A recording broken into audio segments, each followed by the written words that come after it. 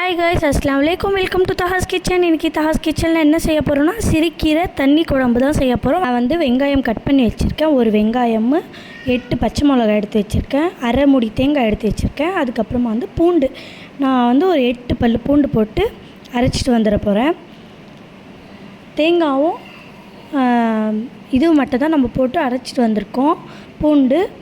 But இப்போ நம்ம தாளிக்கலாம். First இப்போ எண்ணெய் போட்டு வெங்காயம் பச்சை மிளகா நம்ம ரெண்டுமே போட்டு நல்லா மிக்ஸ் பண்ணி நல்லா வதக்கிடலாம். இப்போ நம்ம உப்பு போட்டுடலாம். உப்பு போட்டு நல்லா வதக்கணும். இந்த மாதிரி கோல்டன் ப்ரௌன் ஆகணும்.